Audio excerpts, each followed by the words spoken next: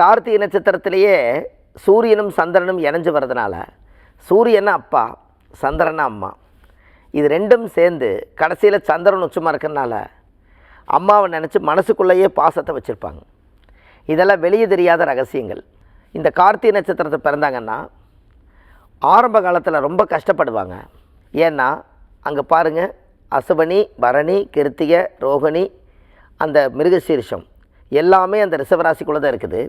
ஆனால் கார்த்திகை நட்சத்திரத்தில் 2ஆம் பாதத்தில் பிறக்கும்போது அவங்களோட வயசு 20 வயசுக்கு மேலே 30 வயசுக்குள்ளே எல்லா கஷ்டத்தையும் அனுபவிச்சுட்டு 30 வயசுக்கு மேலே தான் வாழ்க்கையை ஸ்டாண்டர்ட் பண்ணிவிட்டு அவங்க லைஃப்பை ஸ்டார்ட் பண்ணுவாங்க. அப்போ இந்த கார்த்திகை நட்சத்திரத்துக்கு ஒரு தனி மகத்துவம் உண்டு. அந்த 2ஆம் பாதத்தில் பிறந்துக்கிறவங்க எதுவுமே இல்லைனாலும் கூட பேச்சு திறமையாலையும் அறிவு திறமையாலையும் அவங்களுடைய பிரபஞ்ச ரகசியத்தாலையும் முன்னோர்கள் கொடுத்த ஆசீர்வாதத்திலையும் எப்படியும் அவங்க பொழைச்சிக்குவாங்க. மனைவி மேலே பாசமாக இருப்பாங்க. ஏன்னா அது யாரோட வீடு? கார்த்திகை நட்சத்திரம் 2ஆம் பாதத்தில் யாராவது பிறந்தால் அது ரிஷபராசி வீடு. இந்த ரிஷபராசி யாரோட வீடு?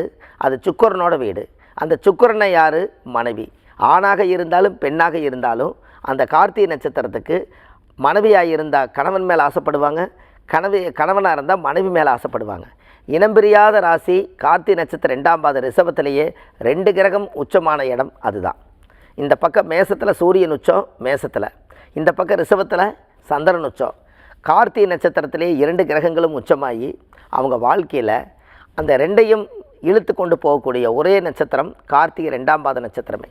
முன்னோர்களுக்கு கண்டிப்பாக வருஷ திதி கொடுக்கணும். கார்த்திகை நட்சத்திரம் 2ஆம் பாதத்தில் பிறந்திருக்கிறவங்க வருஷ திதி கொடுக்கணும், தர்ப்பணம் கொடுக்கணும், பிண்டங்கள் கொடுத்துட்டு வரணும். இறந்தவங்களுக்கு கண்டிப்பாக ஈமகாரியம் மறக்காமல் செய்யணும். அவங்க மோட்ச தெய்வ விளக்கேற்றணும். வருஷம் மோட்சத்துக்கு போகிறக்கு முன்னோர்களுக்கு மோட்ச விளக்கேற்றணும். இப்படியெல்லாம் முன்னோர்களை ஆசீர்வாதம் பண்ணி அவங்கள வேண்டுனீங்கன்னா உங்களுடைய வளர்ச்சி அசுர வளர்ச்சியாக இருக்குது. இதுக்கு ஒரு ஆதிகால பரிகார கோயில் வச்சுருக்கேன், உங்களுக்கு தரேன். அதாவது திருவள்ளூர் மாவட்டம் சிவனுடைய ஆலயம் வண்டார்குழலி. இந்த வண்டார்குழலிங்கிற ஒரு கோவில் கூகுளில் சர்ச் பண்ணிங்கன்னா அந்த திருவள்ளூரில் வண்டார்குழலின்னு சிவ ஆலயம் இருக்குது.